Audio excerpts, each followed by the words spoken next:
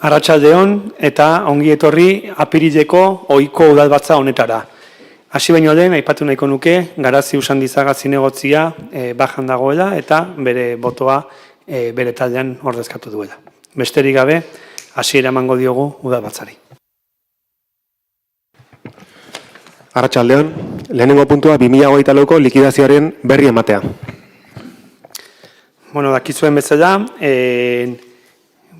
urte bakoitzeko lehenengo 3 hilabete amaitzen denean, aurreko urteko likidazioa egiten da, eta pixka bat ni saiatuko naiz, 2024ko edo diru kontuak pixka bat azaltzen edo ekonomikoki izan dugun urtea nolako izan den adierazten. Batetikan, diru zaintzako gerakina 11.340.882,82 eurokoa izan da, baina horri kendu behar zaizkie kobragaitzak edo estimatzen diren zordunak alde batetik, eta bestetik bere finantziazioa duten gastuak. Hau da, adibidez Josefina Rubioren herentzia, CEBI edo errepidearen inguruko diru laguntza, lanbideko programak eta bar. Eta orduan, geldituko ditzakena da, 8.294.895 euroko gerakina. Hori izango ditzake, diru zaintzako gerakinari dagokionez edo kopurua. Bestetik, 2024ko emaitza, hau da, gastuak eta sarrera kontan izan da, plus 1.533.057,57. Orduan, iazko urtea, 2024ko urtea, horrekin, diru kopuru horrekin positiboan bukatu dugu. Eta gero, azkenik izango ditzakena da, 2024tik 25era aurrekontuan txertatzen den gerakina. Hemen, hau da, 2024an hasi diran gastuak eta 2025an bukatuko direnak, gastuak edo egitasmoak, eta horren kopurua da 2.706.372,57. Hori izango ditzake, nolabait esan, gerakinari dagokionez. Eta gero, badaude, nolabait esan, 3 irizpide edo, likidazio batean edo, kontutan hartzen dianak. Bat da, finantza iraunkortasuna edo sostenibilidad finanziera, eta hor, muga 160 den arren, gure zor bizia edo 13%koa da. Beraz, ezarritako helburua erraz betetzen da, esan genezake. Bestetik, gastu araua 2024ko genukan gastu araua bete dugu, eta azkeneko irizpidea edo puntu izaten da aurrekontuaren egonkortasuna. Eta hor, izan beharuna da, defizit 0, eta guk defizita 0 ez daukagun arren, erabili den dirua gerakinekoa dela, gerakinekoa delako, nolabait esan, ez dugu plan ekonomiko finantziero bat egin beharrik. Hau da, ez dugu euki defizita 0, baina erabili dugun dirua da aurreztua geneukan dirua edo gerakineko dirua. Horregatik, ez dugu plan ekonomiko finantzierorik egin beharrik. Hori izango ditzake, nolabait esan, labur bilduz edo,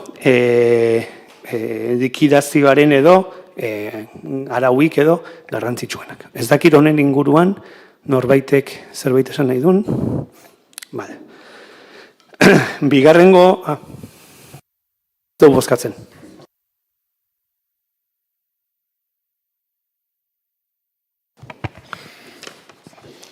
Bigarrengo puntua 2025 bat zenbakiko kreditu aldaketaren berri ematea, kreditu txertaketa. Hori likidazioan aipatu duten bezala, badaude 2024an hasi ziren faktura 2025era pasa behar dutenak, egitasmo horiek edo egin behar dien gastu horiek 2024an hasi eta 2025an amaituko direlako edo, eta horien kopurua da 2.756.372,57. Hauek izango dirateke 2024tik 25era pasatzen direnak. Ez dakit honen inguruan zerbait? Hau ere ez da bozkatzen. Hirugarren puntua, 2025 zenbakidun kreditu aldaketaren proposamena, kreditu transferentzia eta kreditu gehigarriak. Bai, hau ja izango dirateke, aurtengo 2025ko kreditu aldaketak, kreditu transferentziak. Batetik deudeke kreditu aldaketak, hau da, sail berdinean partidaz mugitzen dianak, hau izango dirateke alde batetikan zerbitzuetan kotxeen karga ezarriko dana 25.000 euro zeuden gastuetan eta inbertsioa direnez mugitu egin behar da partidaz. Euskeran ere, antzerako zerbait gertatzen da, RAX eta hauek zeuden modu batera jarrita eta sareak direnez beste modu batera jarri behar dira. Eta gero egongo dirateke gerakinetik hartzen dugun dirua. Batetik egongo dirateke 326.582,51 euro, hau da, otsaileko udalbatzan onartu genituen fakturak. Bestetik egongo dirateke energia hobekuntzarako diru laguntza eskatzerakoan uste baino jende gehiago eskatu zuen eta orduan 6.000 eurorekin gehitu behar dugu partida. Gero berdintasun sailean errore bat egontzadako 9.000 euro gehitu behar dira partidan. Gero egongo dirateke hezkuntza eta kulturan dakizuen bezala gaur-gaurkoz batxilerreko deitzen diogun pabiloian ensaiatzen dute musika taldeek, hainbat arrazoi direla eta musika taldeek leku hori utzi beharko dute eta kokapen berri batean kokatuko ditugu. Eta pabilioi berri hortara leku aldatze hori baliatu nahi dugu, besteak beste musika talde horien jarduera pixka bat arautu eta hitzarmen baten bidez, nolabait esan, ordenatzeko edo daukagun egoera hori. Egoera horrek ekartzen duna da batetikan uzten dugu pabiloia ordezkatu egin beharko dugu eta gainea musikariek ensaiatu dezaten eta inongo soinuarengatik inongo arazorik sortu ez ditzaten emaituko alako obra batzuk eta horretarako 75.500 euro hartuko genituzke gerakinetik. Gero ongo ditzake kiroletan iaz diru laguntza batzuk pendiente gelditu ziren eta hoien kopurua ere gerakinetik hartuko genuke. Gero, dakizuen bezala, pasaden udazkenean Goiburuko frontoiaren teilatua aizetea data ondatu zen eta Goiburuko frontoiaren estalkia edo konpontzeko 58.000 euro hartuko ditugu gerakinetik eta azkenik, lehen esan dudan bezala, behaien finantziazioa duten gastu horiek, erentzia da edo auzolan programa da edo hainbat programa dira da, horiek mugitu behar dira urte batetik bestera eta horien kopuru izango ditzake 1.058.250 euro. Hori izango ditzateke puntu hontan bozketara jarriko genuken edo kreditu aldaketa. Bueno, kaixo, arratsaldeon, buenas tardes a todas y a todos. Ya les adelanto que vamos a apoyar este modificativo de crédito. Es cierto que en las diferentes comisiones hemos podido debatir si era más o menos necesario o conveniente invertir 35.000 euros en un local que se va a alquilar. No sabemos hasta ahora para cuánto, pero bueno, hemos tenido oportunidad de debatirlo en las comisiones y tampoco me voy a repetir.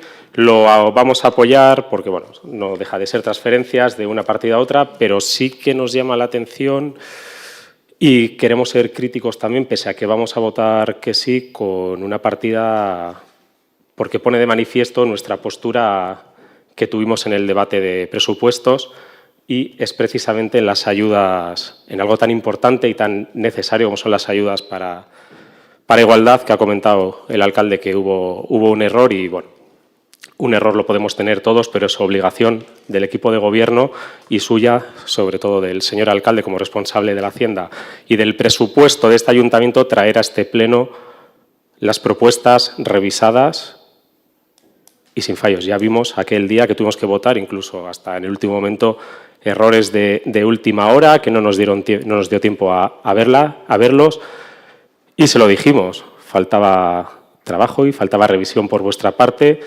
Se puede modificar, lo estamos viendo, pero vamos tarde, para cuando tengamos disponible. Esto va a ser, si no me equivoco, hacia junio.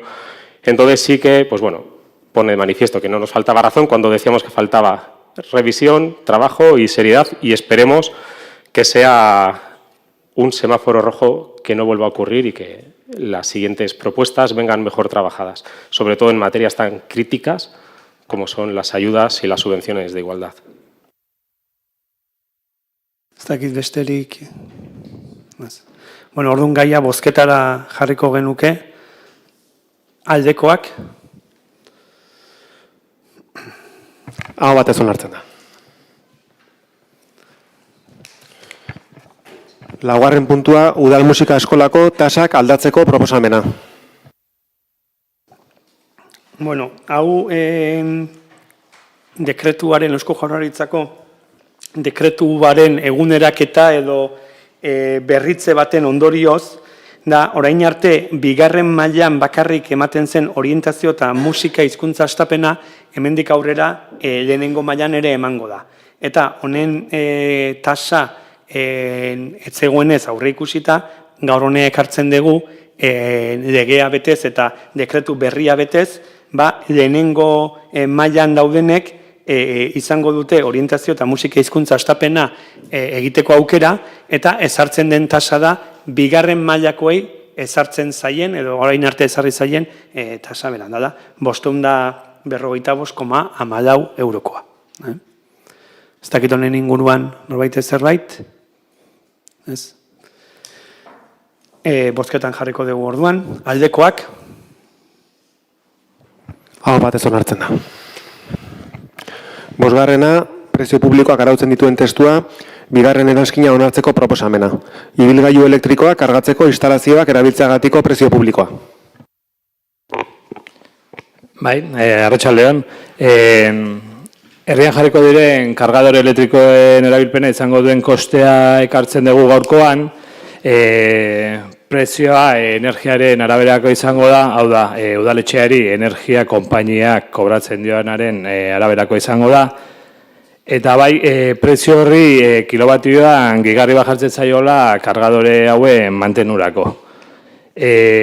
Bestetik, aparteko tarifa bat dago, gehien bat, kotxeko karga egin eta gero, Tokioiek libre geratzeko eta aparkaleku modun ez erabiltzeko, bai. Orduan, koste hori, bai izango dela, 15 zentimo minutokoa izango da, eta hori esan dakoa azkenen da, Tokioiek kargatzako izan behar dutelako eta ez aparkaleku bezala erabiltzeko. Eta guzti hau, aplikazio bat erabiliko da, ordenketa guzti hauek egiteko. Honen inguruan ez dakit, zerbait, ez? Bozketara jarriko genuke orduan gaia, aldekoak. Aho batez onartzen da. 6. puntua, EH Bildu udaltaldeak Zubietako erraustegiari buruz aurkeztutako mozioa. Hemen aipatu gaur bertan aurkeztu dela erregistrotik amankomunean beste mozio bat, adostutako mozio bat, EH Bildu udaltaldeak eta Elkarrekin Podemos udaltaldearen artean.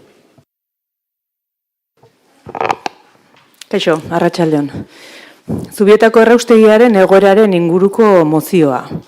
Toxico Watch Fundazioak eta Zero Waste Europe gobernuzkanpoko erakundeak Europako kutsatzailei buruzko ikerketetan dioxinen, sustantzia perfluorolokatuak eta metalastunen mailak kezkagarriak detektatu dituzte Zubietako erraustegiaren inguruko eremuetan. Kutsatzaile horiek lurrean, uretan eta landaredian aurkitu dira, baita oiloen arraultzetan ere. Txosten horren arabera, Hernanin, Andoainen eta Lasarten, sustantzia horien kontzentrazioek, Europar Batasunak ezarritako gehieneko muga gainditu dituzte. 2024an, sustantzia horiek ere detektatu ziren, Andoainetik gertuko muino batean kokatutako edateko uraren iturri batean. Lehen, ikerketa honen arabera, jatorrizko hartzen zen eremuan. Hernanin, Zubietako erraustegitik 3,5 kilometro ingurura, aztertutako arraultzetako batek, toxiko-botzen arabera, azken 13 urteetan Europan erregistratu duen dioxina maila altuena zeukan. Europar Batasunaren legezko muga baino 10 aldiz handiagoa. Goroldio laginek ere 2020an erraustegia lanean hasi aurretik neurtutako dioxina kontzentrazio erreferentzia mailako baino 300 aldiz handiagoak erakutsi zituzten. Etxebizitzetatik, parkeetatik eta eskoletatik hurbil dauden eremuetan ere metalastunak hauteman dira, hala nola beruna, merkurioa eta arsenikoa. Datu horiek baligarriak izan behar digute ingurumenean eta elikatze-katean toxikoen metaketa arazo bat dagoela identifikatzeko. Eta hori arriskutsua da inguruko biztanleen osasunerako.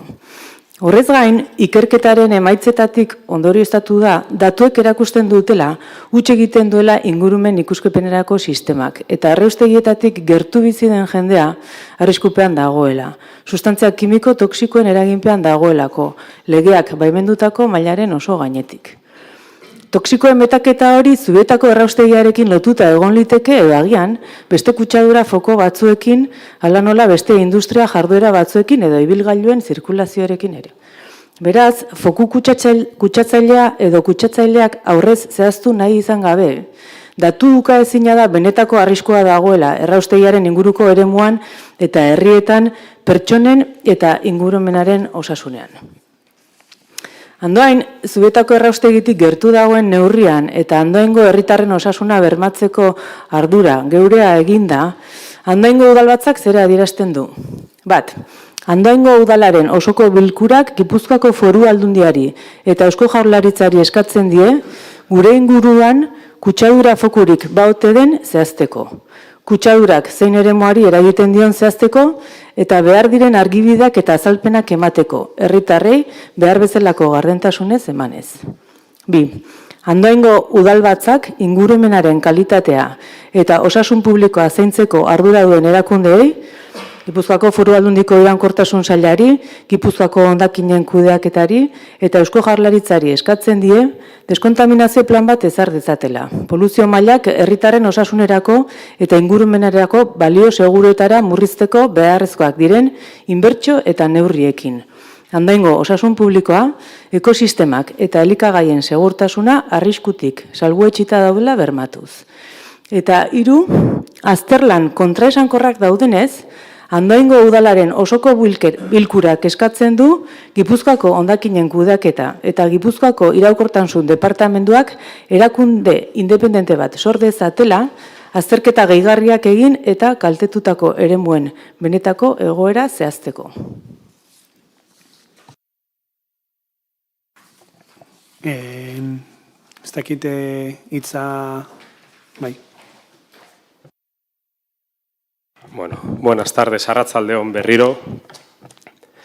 En contraste con el informe al que hace referencia tanto EH Bildu como el Elkarrekin Podemos en la moción transaccional que han registrado este mediodía, para no contribuir a crear una alarma infundada e innecesaria y para ser justos con la realidad, desde el Grupo Municipal Socialista queremos recordar, porque no lo han hecho ustedes en su moción, que existe un estudio llevado a cabo por el Grupo de Epidemiología Ambiental y Desarrollo Infantil del Instituto de Investigación Sanitaria de BioGipuzkoa, en el que se han monitorizado diferentes indicadores durante los años previos a la puesta en marcha de la planta de valorización energética para tomarlos como base y evaluar potenciales cambios, y que han continuado durante los años siguientes con la planta ya en activo.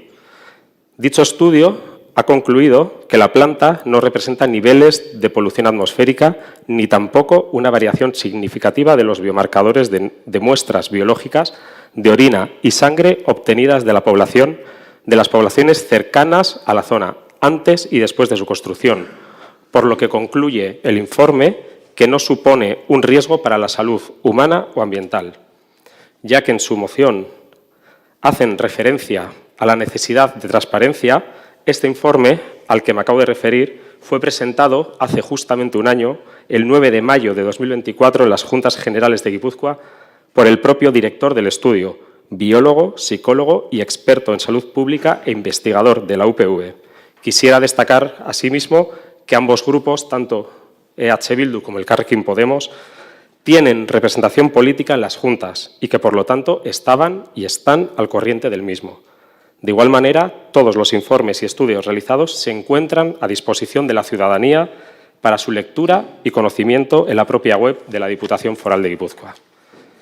Los datos reales obtenidos a partir del exhaustivo estudio realizado por BioGipuzkoa desmienten por completo las afirmaciones del informe de Tóxico Watch al que hace mención EH Bildu y Elkarrekin Podemos en su moción conjunta. Sin embargo, el estudio realizado por BioGipuzkoa se trata de una de las investigaciones más completas que se han hecho en Europa en relación con una planta de valorización energética. Se han analizado, entre otros, el aire, el suelo, los niveles contaminantes en alimentos y en el organismo de la población. Y el resultado del mismo es claro.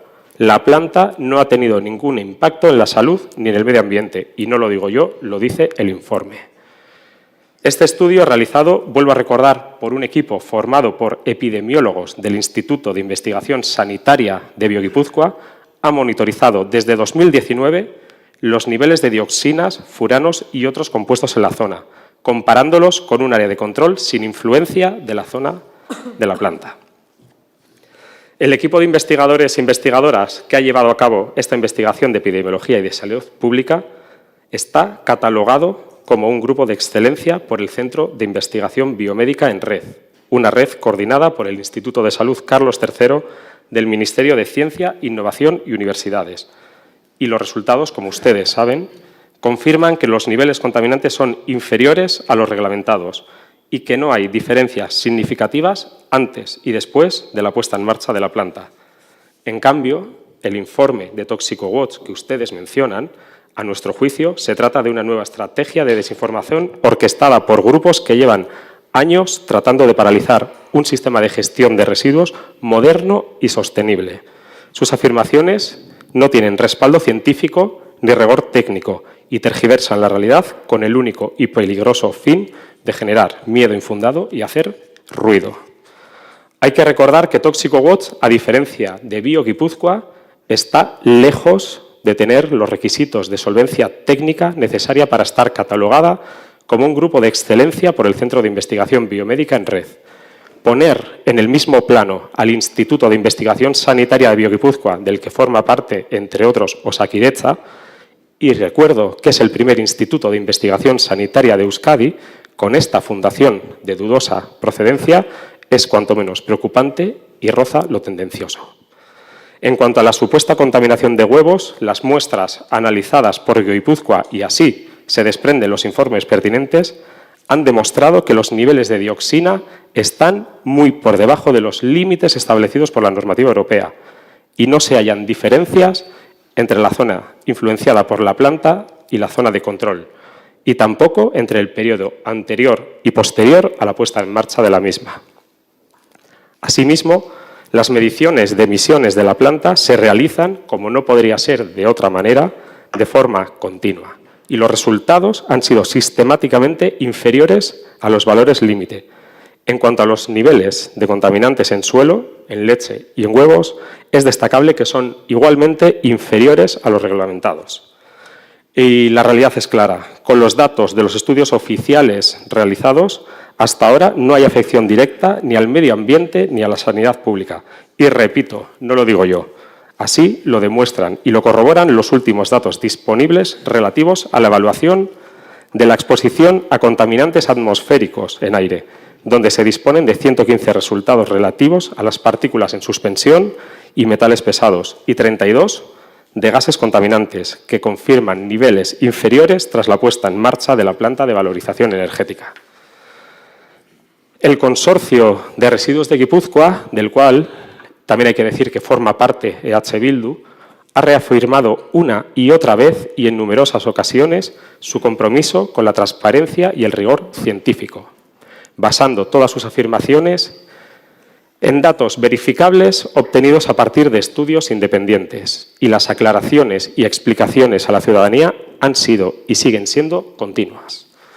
Desde el Partido Socialista Andoain no vamos a contribuir a que se intente confundir a la ciudadanía a través de desinformación e invitamos a todos los interesados e interesadas a consultar los informes realizados por Guipúzcoa y los datos de monitorización de la planta, que son públicos y accesibles desde la web de la Diputación Foral de Guipúzcoa.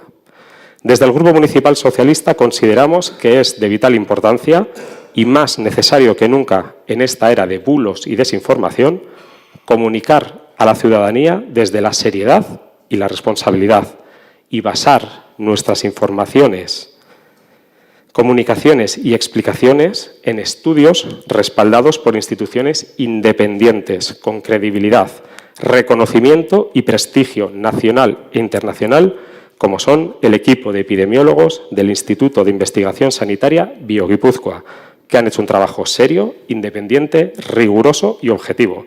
Por todo ello, y porque creemos, apostamos y confiamos en nuestras investigadoras y en nuestros científicos y también en las instituciones y organismos públicos, cuyo trabajo nos merece el mayor de los respetos, desde el Grupo Municipal Socialista les indico que no vamos a secundar vuestra moción.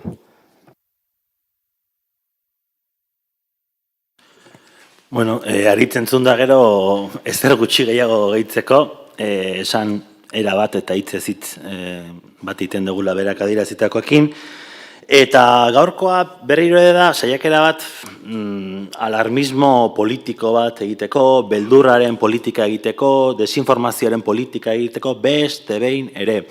Eta egiten dezute gaina, handengo plenoan, eztabaida hau emandanean, dagokion tokian, batzar nagusietan, GH-kan, foru aldundian, foru aldundiaren organo kontrola batzar nagusiak dira. Eta batzar nagusietan argibide xehetasun guztiak eman dira gai honen inguruan.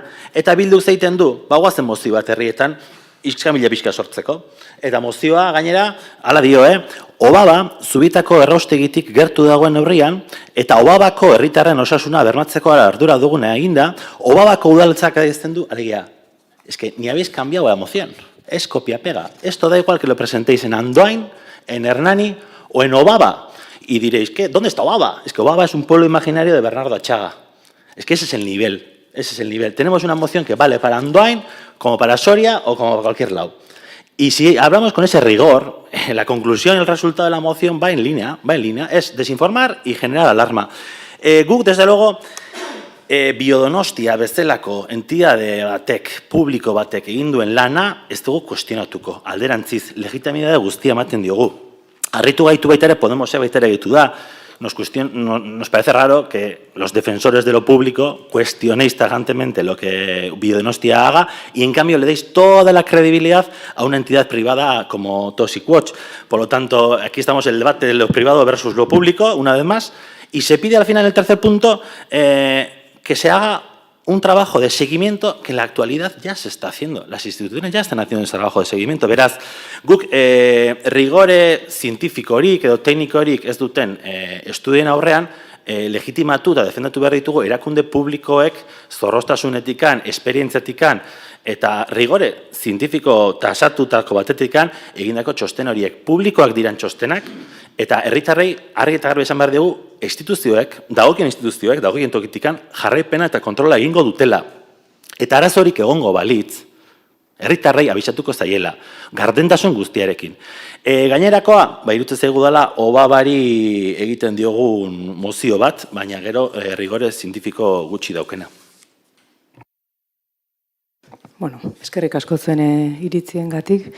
Aipatu lehenik eta aritzei, esan guk aipatzen dugu mozioan, badaudela, ez dugu Agriculture Toxic Watch, beste ez dugu aipatzen izenakin, baina badaudela txosten desberdinak eta emaitza desberdinak dituzela. Eta horren aurrean eskatzen dugu, hori argitu dadila eta pixkate aurrerago jutea.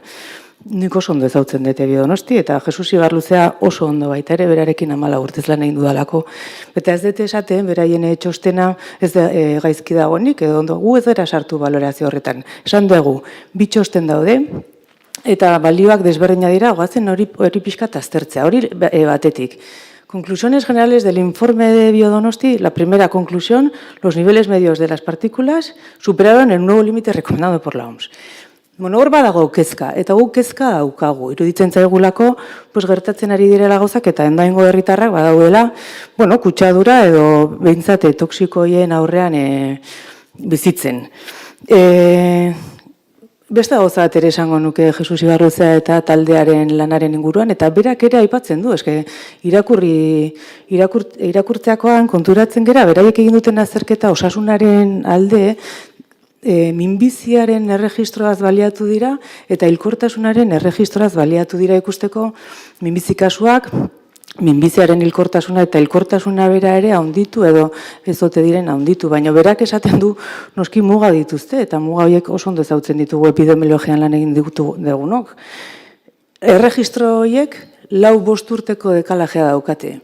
Eta Jesus Ibarruzak bere txostenean, publikatzen duenean, ezin ditu datu erreala jaso. Horregatik eskatzen duguna da, jarrai dezagun, ez bakarrik, noski badakigula egiten direla neurketak, baina jarrai dezagun azterketak egiten, ikusten nola dago arraultzetan, esnean, nola dago hilkortasuna, nola jeisten igotzen edo mantentzen diren minbizia kasuak hori gaude eskatzen, ez besterik. Barkatu, bukatzeko, beldurra sortzea ez da gure helburua. Eta horrela ere esaten dugu, ez gabiltza publikoki udalera ekarri dugu eta mozio bezala. Ez da bat ere gure helburua beldurra sartzea gizartean, baizik eta ardura daukagu gai baten inguruan eta ardura horren inguruan nahi ditugu soluzioak edo behintzat irtenbideak eta azterketa mahai gainean jarri. Bueno, creo que he sido lo suficientemente claro, conciso y contundente con la postura del Partido Socialista con vuestra moción, con la famosa primera moción que hacían referencia a Obaba, con la segunda que han presentado junto con Elkarrekin Podemos, que desconocemos la intervención del concejal del Elkarrekin Podemos, y no vamos a entrar a más discusiones. Como he dicho, creemos que es una moción que no busca más que confrontar, hacer ruido y desinformar. Y puestos a ello y como reflexión, sí que nos gustaría que en vez de estar aquí debatiendo una moción que os han escrito desde Donosti, que os la hacen aquí leer y nos someten a un debate dejémoslo así, sí que nos hubiera gustado al Grupo Municipal Socialista que en vez de estar debatiendo estas cosas estuviésemos debatiendo propuestas que el equipo de gobierno de H. Bildu, dentro de sus funciones como equipo de gobierno, entre las cuales está el medio ambiente de Andoain, trajeran propuestas como les venimos pidiendo una y otra vez, pleno tras pleno, que ustedes tienen su responsabilidad de gobierno, traigan sus medidas propias y debátanlas, tráiganlas aquí. Nosotros trajimos una moción hace poco que se aprobó. Tráiganlas, déjennos de debates estériles que únicamente buscan hacer ruido.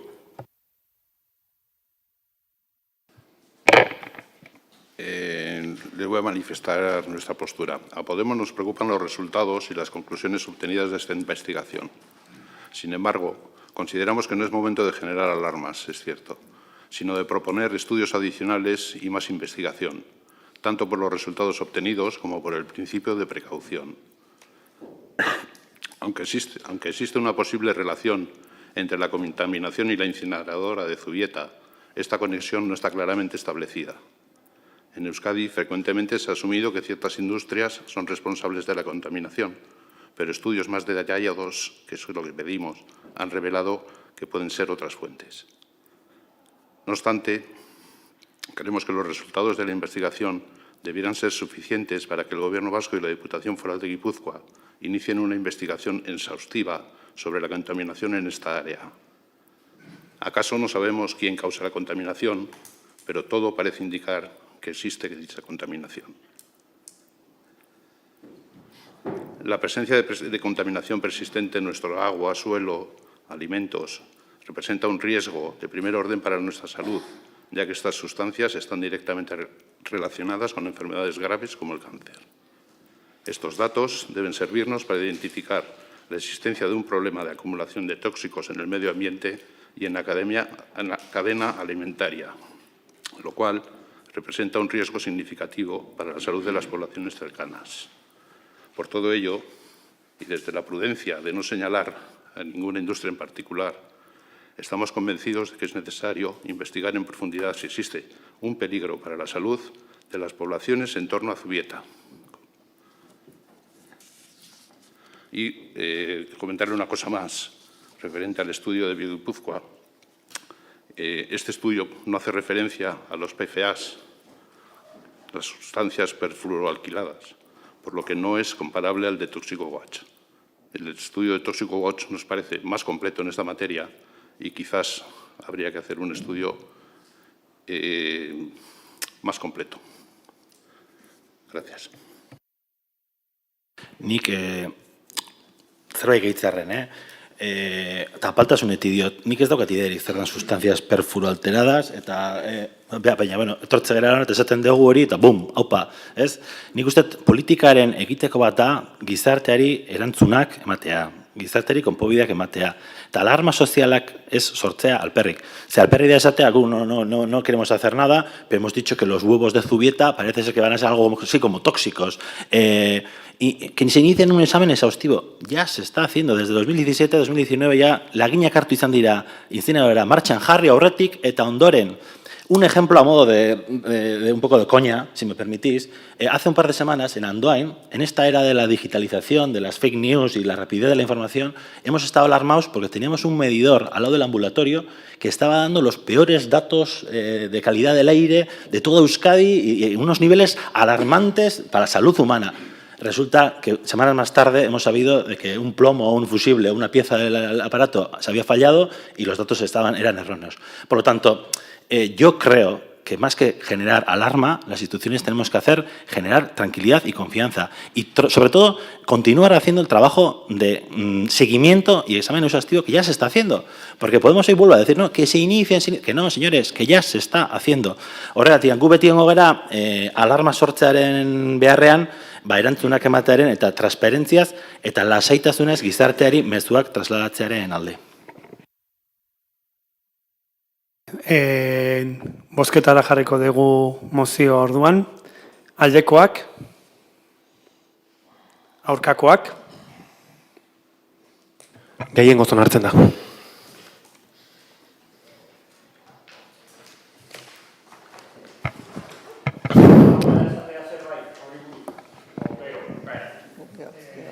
Unai, ez dakit, orain esan dezake edo bukaeran? Txoen Mixat, hain nahi zirazkariari galdetzen. Gai honi buruz balin bada, ez da beste edozen gaiei buruzko erregulo galdera, beraz orain izan barko luke berez. Ordu nahi badin badezu irakurri. Gerturatu eta irakurri. Irakurri edo... Ez, Txoen Mixat. Ez, hemen. Bai. Edozen kasutan, jakizu streaming bitartez aigeala emititzen pleno hau, beraz, ez alin badezu kontrakorik esaten, baimena ulertzen dugu, baimena ematen dezula, irudia eta audioa grabatzen. Ez dago arazorik, zatiko. A ber, ziur nago esaten dudana, edo antzeko zerbait, beste toki askotan gertatu den moduan, Parisen, Arlingen, Montpellierren, egingo dela, baino aldik eta lasterren hobe. Ikusita erraustegiaren enpresa emakidadunak berak hondakinek kontratatutako idun ingenieritza eta Biogipuzkoak emandako datuen larritasuna uste du badela garaia erraustegiaren inguruko ordezkari eta eragile sozialak bat egin eta Biogipuzkoaren eta toxikoaken lan bateratuta eskatzea. Bestalde, kontziente naiz erraustegiak sortzen duen kutsadura ekideteko behar diren neurriak martxan jartzea ez dela erreza. Epe motzean kostu bat suposatzen dutelako, baina epe luzean aurrezpen batez ere niretzat pentsatzen ari naiz ospitalean.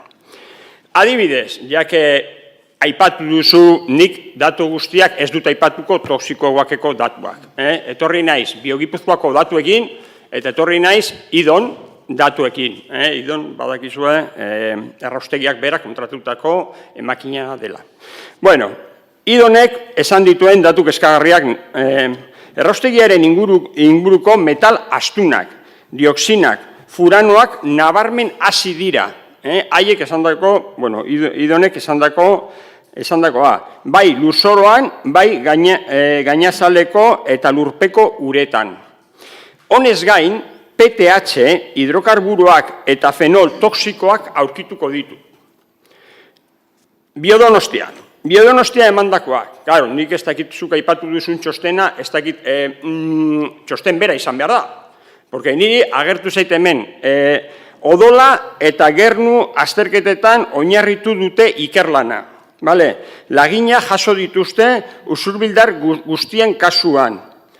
Eta esaten du, gehikuntza dakar dioxinen kasuan 26% odolean edo gernuan. 26% usurbilen, usurbilen. Eta PCB kasuan 63%. Hori niretzat, erabat, ez da alarma sortzea, Imanol. Benetan, nik ez du nahi alarma sortu. Hori dago idatzita eta idatzi dute, haiek ez dute idatzik toksikoak. Utxipakean toksikoak. No, ni datuak badakizun nundikanan daude aterata. Eta danok gara usurbildarrak, danok gara andoindarrak, eta zerbait egin behar dugu, nire ere ustez, ados jartzea inguruko herri guztiak, eta esatea, zenbat kostatzen da kolaborazio hori, lankidetza hori, toksikoak eta biogipuzkoan artean. Ez da, daukagu jokuan gure osasuna. Orduan, hori defendatu behar dugu, bai ala bai, partidismo alderkeririk gabe. Jazta, ni esker. Esker zuri. Jarraituko dugu orduan nahi.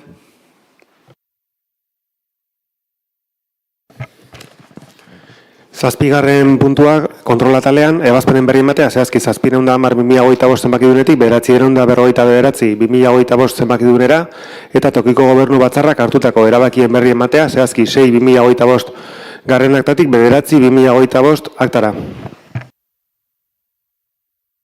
Hor zerbait? Zortzigarren puntua, galderak, eskaerak eta proposamenak. Zerbait? Bai.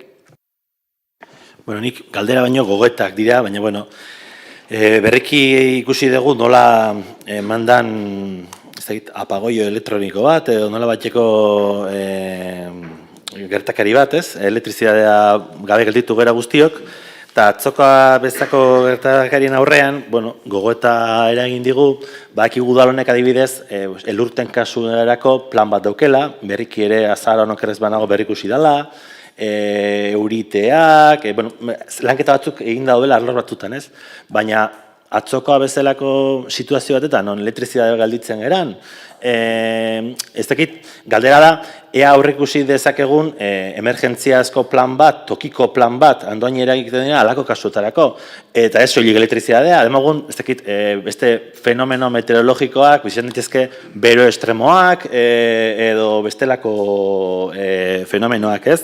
Nik uste evidentea gelditu zela atzo, oso vulnerablea gara gizarte bezala, eta nire naiz tokikotik, andoindikan, nahi gustatuko litzaiake andoingo dualak eukitzea plan bat, eta gutxinez bere barne langileak, demagun, zerbitzu brigada, forestalak, edo udal langileak, udaltzaingoa, koordinatzeko, eukitzeko erraminta bat, protokolo bat, non zehazten dan, alako kasuetan hau egingo dugu, beste egingo dugu, hau notifikatuko hau egingo da, ze momentuz okerrez banago, eta kontrasteak eta bilaketak egiten ibili ondoren, ez dugu ikusi, elurtez eta hauetaz aparte, alako kasuterako bestelako planik. Beraz galdera da, ea alakorik aurrekusi den, ze ikusi dugu beste herri askotan badaudela. Emergentzia, Euskadi mailan emergentziako planak ikusi ditugu, tokiko herri batzuetan plan ezberdinak ikusi ditugu, eta gutxinez ere, jakiteko, informatzeko, ze pandemian askotan esagetzi zitegun, que había que hacer un plan continuado de comunicación, del COVID y demás. Claro, gugatzo, ni junta de portavoces no tuvimos, ez? Zorionez, andoain izan da, eremu bat, horri bat, elektrizitatea oso azkar itzuli dena. Baina galdera ezberdina ditugu, arazorik egon ote da herrian, herriko merkatarian edo industrian eraginik izan ote du, garraioaren geldialdiak ze afekzio izan ditu, andoindarren bat gelditu ote da, asensorearen batean atrapatuta, alegia, galdera ezberdin asko tortu zaizkigu, eta nik uste ez dakitan junta gobernu portavozez badan, protokolo badan, pero zerbait beharko litzakela pentsatzen dugu PNV-tik. Beraz, galdera egiten dizuegu, ea, gobernu taldeak alakorik beharrezko ikuste ote duen, guk aurreratzen dizuet baietz, eta bai eskatu nahi dizuegula, horrekin ere lartxan jartzeko. Badakit dagoeneko batzuk, eta aitortu behar dut, elurrena aurretik aspalditik bagenekan, berrikuspen lan bat eginda, baina, elurraz gain, badira beste emergentzia batzuk, eta atzokoa zan, o adibidez, ea Andoainen baote dagoen generadorerik, edo bakarren babalde dagoen, generadore horrek egoki funtzionatu edo ez, galdera ezberdin asko daude, eta funtsean atzoko hortatik abiatuta galdera hori dijoa.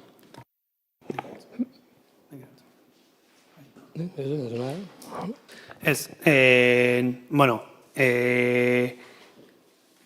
zure kezkarekin bat egiten dugu, gainea, batetik handago, atzo ez genuen bozeramaile batzordea deitu, deitzerako argia etorri zadako. Esan guzu, argia juntzan amabiak eta zerbaitetan, hasi ginean barne mailan ikusten batez ere udaltzaingoarekin da zerbitzutakoakin nola hasiera bateko erantzun horiek nola erantzuna emanez, eta urrengo pauso izango zen ja pixkat horri erantzutean bozeramaile batzorde bat deitzea edo bentsat bozeramaile jakinaraztea eta konturatzerako, handik ordu eta gutxira itzuli zen argia. Ez daukagu, olako kasu zehatzetarako ez daukagu planik, eguneratu ditugu, egokitu ditugu martxan zeudenak, edurtenan eta bat, baina gaur goizean gure artean hitz egin dugu, ez dugu haindikan ez teknikari eta sailburuekin hitz egin, baina gaur gure artean bai aipatu dugu, horrelako egoerak badirudi maizago gertatzeko arriskua dago da, atzo ikusi izan ze zaurgarria garen, 5 segunduko eten batek ze ondorio izan ditzaken, eta argi daukagu horrelakoetarako, hau da, ez dugu dauki behar protokolo zehatz bat elurterako edo ugodetarako, baizik eta protokolo bat eduki behar dugu da modu orokorrean, zekan atzo argindarrakin gertatu zen bezala beste gauza batek gertatu daiteke, eta gaur goizean gure artean komentatu dugu, egia da, ez dugu sailekin hitz egin oraindikan, ez dugu zerbitzuak edo udaltzaingoarekin da hitz egin, baina epe motzean espero dugu, eta zuei aurkeztea, horrelako larrialdi kasuetarako plan bat edo protokolo bat. Posten gaitu. Nuestra intención desde luego era poner de manifiesto esto, solicitarlo, y si ya lo tenéis en mente y lo vais a hacer, pues bueno, es... Bidea jarriko izute, gaur udaltzaingoekin nintzen barkatu moztea, baina esan zigun, edakoetan igual udaltzain guzti, eta ez genuen aktibatu, zekan erantzun zan, baina eukibarko genuke izu, udaltzainak, lanean ez dauden udaltzainak ere odako kasuetan deitu aldi izango dira, eta odako haitu gaur hitz egiten, baina esate dizut, ez dugu udaltzain buruarekin honi buruz hitz egin, edo zerbitzutakoekin eta. No, decíamos que se articule un plan de emergencias local nos parece interesante para coordinar, porque el apagón eléctrico de ayer se puede repetir mañana con otra cosa y tal. Egia da, esan dezugoz bat, ordu beten konpondu zala, gu ez gatoz bat, garraio publiko adibidez, trena, usted gaur guardian edo gaur goizera arte ez dela jarri. Badakigu, semaforo batzuk egon zirela atxaldera arte, oraindik ere, auzoren batetan, akatsekin, ez dakit, progresiboki iritxotzezan, bapaten iritxizan ere guztira, ez dakit, nik uste horretikan ere, askotan ez da soilik, udaletxen goiko plazta inguru hontan argindarra daukagu, eta listo, ez, nik uste baita ere, ikusi bela gertatutako horren kalterik egon dute dan, ez, ea ze pasatu dan komertzitako kamarekin, ea gure zerbitzu zaurgarrienak edo zaharren egoitzak, eta estelakoak nola dauden, nik uste ere hor badagoela lanketa bat baita ere egin behar dana. Eta usten baiazue, bigarrengo eskaera o galdera da energia alorrekoa, pero bueno, ez dauka zer ikusirik honekin, baina badauka, eduki dezake, eta bertxingo zentralan inguruan. Laburpen azkar bat eginda, aurten urte hasieran, Lizarkolako kanaleko 10 metrotako muro bat erori izan, muro hori berrera ikitzeko lanak izan dira, berri hori da, bueno, en fin, hor dago lanketa bat dagoeneko badakigu aizatela egiten, baina atzokoa bezalako egonetan, gogoeta hori berri hori mai gainean jartzen zaigu. Andoinek daukala azpigitura bat herrian, luxuzkoa esango dut, ze ematen dio herriari kapazitatea eukitzeko energia berriztagarri sortzea edo generación de energía renovable, ez? Beraz, nik uste gaur-gaurkoz, horma hori txikitu dalako, geldiri daukagu, baina nik uste hor bai behar dugula lehentasuna jarri, prioridadea jarri, eta kudeatu alik eta lasterren. Badakit, aurreko azken batzordean zinegotzi aldunak esan zigulako, estudio geoteknikoak egiten ari zatela, ikusteko lurzoru horren estabilidad nolakoa da, zen neurri hartzeko, baina gu bai eskatu nahi dugu lehentasuna emateko bertxingo zentrala berriroren martxan jartzeari. Eta horretarako, inbeharko bada estudio geotekniko bat, egin dadila alik eta lasterren, kudatu beharko bada ondoko mugakide dugun herriarekin makinariarentzako sarbidea, kudatu dadila, alegia, haitu naiz kalkuloak atatzen eta ustet urtean 400.000 euro gastatzen dugu laudeletxe bezala elektrizidadeari dagokiona kopurua. Horrek kantidade potolo bat suposatzen du. Eta alderantziz, bertxingo zentralan iritsi gira piko batzutan 8.000 euro eguneko sortzera. Pentsatu zazu ez ze kapazitatea daukan zentral horrek. Edo demagun, konektatuko bagenuko udal azpiegitura guztien hornidura zentraletik, adibidez. Demagun hori genuke. Posible izango genuke udal eraikin guztien konsumoa abastezitzea edo hornitzea zentralak sortzen duenarekin. Datu gehiago, haitu nahiz ikusten, saltzen dugu elektrizidadea zentralekoa, martzen zegoenean, 10 zentimo kilobatio uste dela. Eta aldiz, udaletxe bezala guk erosten dugu, 25 zentimo kilobatioko.